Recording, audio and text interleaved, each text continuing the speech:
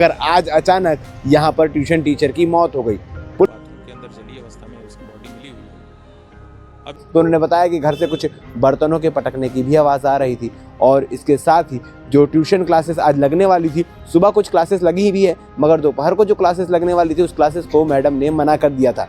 पहले जल चुकी थी वो चीज, मतलब वो तो पूरा 95% जल चुकी है। मगर प्रथम दृष्टया जो चीज़ें नज़र आ रही है वो आत्महत्या की ओर ही इशारा कर रही है।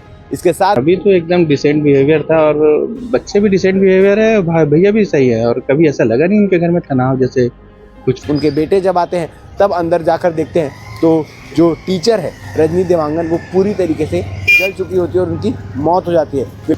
इस वक्त मेरे पीछे आप तस्वीर में जो भीड़ देख रहे होंगे वह सेक्टर 8 में रहने वाली एक ट्यूशन टीचर की मौत की वजह से ये भीड़ हुई है। दरअसल आपको बता दें कि सेक्टर 8 सड़क 11 में सक्सेस ट्यूशन क्लासेस नाम से एक ट्यूशन क्लासेस संचालित होती है, जहां तीसरी से लेकर 12वीं तक के स्टूडेंट को, छात्रों को पढ़ाया जाता है। मगर आज अचानक यहाँ पर ट्यूशन टीचर की मौत हो गई।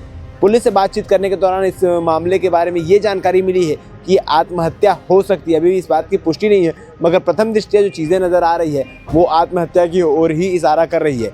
इसके साथ ही पुलिस ने ये भी बताया है कि उनकी मौत जो है वो जलने से हुई है। फिलहाल मृत्यु का असल कारण का पता जो है पोस्टमार्टम रिपोर्ट के आने के बाद पता चलेगा, मगर अभी जो प्रथम दृष्टया चीज़ें नज़र आ रही है वो जलने से मौत हुई है और उनके साथ साथ पास में रखी कुर्सी भी जली हुई है और इसके साथ ही पास में माचिस की तीली भी मिली, मगर किसी प्रकार के ज्वलनशील पदार्थ या पदार्थ के होने की उपस्थिति वहाँ पर नहीं मिली है। फिलहाल क्या कुछ जानकारी आपको तफ्तीश से बता दें। दरअसल आपको बता दें कि ट्यूशन टीचर के घर परिवार में जो उनके पति हैं वो पेशे से इंजीनियर हैं, उनके बच्चे यानी एक बड़ा बेटा जो पेशे से MBBS डॉक्टर है और वहीं बेटी जो MBBS के तीसरे ईयर की पढ़ाई रायपुर से कर रही है, रायपुर के एक अच्छे कॉलेज से कर रही है। इतना वेल एजुकेटेड फैमिली और इसमें इस प्रकार की घटना होना, वेल एजुकेटेड फैमिली से इस प्रकार की उम्मीद रखना कि यहाँ कोई आत्महत्या भी कर सकता है, ये काफ़ी शॉकिंग है। मगर अभी तक जानकारी यही निकल कर सामने आ रही है। आस पड़ोस के लोगों से जब हमने बात करने का प्रयास किया तो उन्होंने बताया कि घर से कुछ बर्तनों के पटकने की भी आवाज़ आ रही थी और इसके साथ ही जो ट्यूशन क्लासेस आज लगने वाली थी, सुबह कुछ क्लासेस लगी भी है, मगर दोपहर को जो क्लासेस लगने वाली थी उस क्लासेस को मैडम ने मना कर दिया था और मना करने के बाद उनको ये हवाला दिया कि मैं अपनी माँ के घर जा रही हूँ या कहीं बाहर घूमने जा रही हूँ, इसीलिए क्लास नहीं लूँगी। मगर वो कहीं गई नहीं, वो अपने ही घर में मौजूद थी। तो इस प्रकार का झूठ बोलने की क्या ज़रूरत आन पड़ी। मगर आस पड़ोस के लोग ये भी बता रहे हैं कि इनके घर में जिस प्रकार का माहौल रहता है, कभी किसी को ये शंका नहीं हुई कि घर का माहौल ख़राब है या कोई तनाव में है। बहुत अच्छे से ये परिवार पूरा रहता है, अच्छे से एक साथ मिलकर रहता है, कभी किसी प्रकार के तनाव लोगों को इनके चेहरे पर दिखाई नहीं दिया। फिर आज अचानक ये जो घटना हुई, क्योंकि इनके पड़ोसी ने ये जानकारी भी दी है कि 4 बजे के आसपास, 4 साढ़े 4 बजे के आसपास जब घर से धुआं निकलने लगा तो अपने पीछे के रास्ते से जाकर देखते हैं कि आखिर क्या कुछ चीज़ें हो रही है, मगर अंदर जा नहीं पाते। फिर 4:45 में धुआं थोड़ा कम होता है, तब तक उनके बेटे को भी फ़ोन कर दिया जाता है, पुलिस को, फायर ब्रिगेड को भी फ़ोन किया जाता है। उनके बेटे जब आते हैं तब अंदर जाकर देखते हैं तो जो टीचर है रजनी देवांगन वो पूरी तरीके से जल चुकी होती है और उनकी मौत हो जाती है। फिलहाल इस घर में मातम छाया है, मगर एक और बात निकल कर सामने आ रही है कि रजनी देवांगन ने सुसाइड नोट भी लिखा था। फिलहाल पुलिस इस चीज़ की जांच कर रही है। पुलिस से जब पूछा गया सुसाइड नोट के बारे में तो पुलिस ने कहा कि अब तक कोई सुसाइड नोट बरामद नहीं हुआ है, मगर कुछ लोग हैं जो बता रहे हैं कि सुसाइड नोट है। अगर है तो कहाँ है, और अगर पुलिस के हाथ लगा तो पुलिस इस बात को छुपा क्यों रही है, क्या कुछ लिखा हुआ है सुसाइड नोट में, और अगर सुसाइड नोट निकलकर सामने आता है तो वो भी हम आपको बताएंगे। फिलहाल इस पूरे मामले को लेकर CSP सत्यप्रकाश तिवारी क्या कह रहे हैं, पड़ोस के लोग क्या कह रहे हैं, आप आगे वीडियो में देखिए। धन्यवाद। सेक्टर 8 में एक महिला के घर के अंदर जलने की सूचना डायल 112 को प्राप्त हुई। उसके पश्चात पुलिस की टीम और मौके पे पहुंची है। मौके पे FSL की टीम को बुलाया गया है, घटनास्थल का निरीक्षण किया जा रहा है।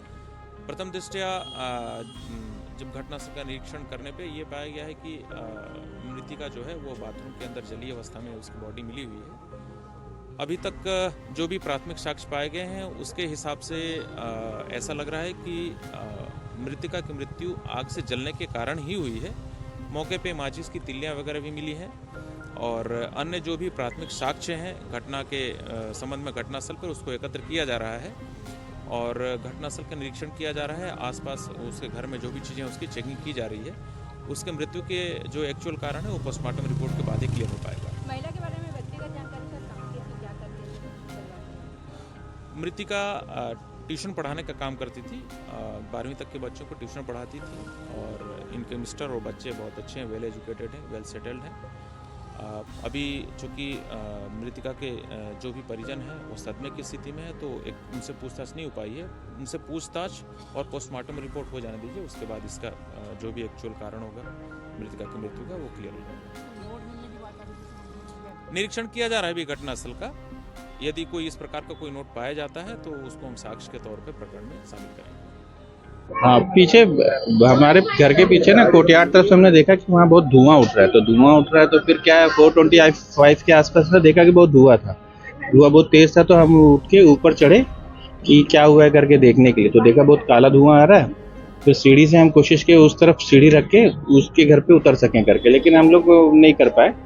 फिर मैं और मेरा बेटा फिर नीचे आ गए।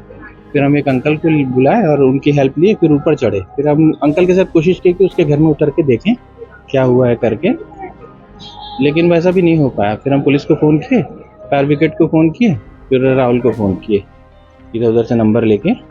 तब तक क्या है, धुआं मतलब पहले तो बहुत इंटेंस था कि बहुत एकदम स्मेल भी आ रहा था बहुत। धीरे धीरे क्या है, तो वही 5 बजने से 4:45 के आसपास धुआं थोड़ा कम हो गया।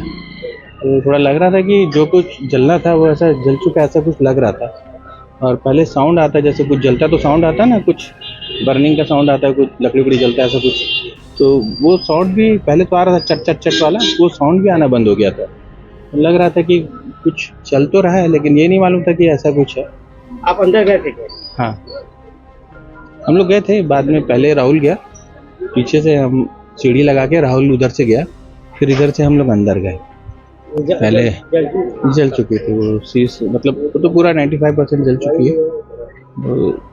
तो बहुत ही क्या लगता है दुखद घटना है। कुछ ऐसा कुछ पड़े कुछ? वैसा तो मेरे को तो शॉर्ट सर्किट ही लगता है, क्योंकि भाभी तो एकदम डिसेंट बिहेवियर था और बच्चे भी डिसेंट बिहेवियर है, भैया भी सही है। और कभी ऐसा लगा नहीं इनके घर में तनाव, जैसे कुछ फैमिली के घर से लड़ाई झगड़े की जैसे कुछ मतलब नॉइस आते रहता है, ऐसा कुछ तो लगा नहीं इनके घर से। सारे अच्छे ही है, पूरी फैमिली अच्छी थी। घर में कितने लोग रहते हैं? 4 लोग रहते हैं, बच्चे। हाँ।